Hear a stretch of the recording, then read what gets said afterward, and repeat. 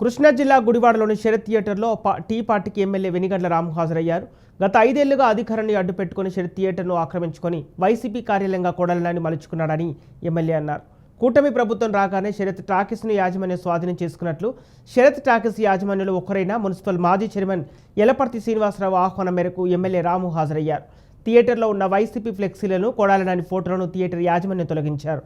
తమకు జరిగిన అన్యాయంపై థియేటర్ హక్కుదారులు తనను కలిశారని, గుడివాడ నడివొడ్లో ఇన్నాళ్లు అరాచకానికి అడ్డాగా శరత్ థియేటర్లోని వైసీపీ కార్యాలయం నిలిచిందని, ఇక్కడకు రావాలంటేనే ప్రజలు భయపడే పరిస్థితి ఉండేదని, చివరకు 3 హక్కుదారులు థియేటర్కు వస్తే బెదిరింపులు ఎదుర్కొనే పరిస్థితి ఎదురైందని ఎమ్మెల్యే వెనిగండ్ల రాము అన్నారు.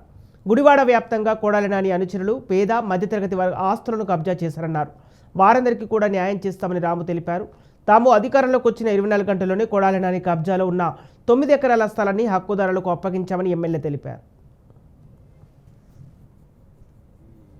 టాకీస్ అనేది ఒక గుడివాడలో పెద్ద ఎమోషన్ లాగా తయారైపోయింది. ఎందుకంటే ఇన్ని నాళ్ళు అరాచకాలకు అడ్డాగా నిలిచింది శరత్ టాకీస్.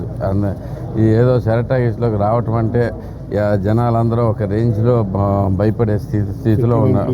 సెటిల్మెంట్లు అన్నీ ఇక్కడ జరుగుతూ ఉండేవి దాంట్లో.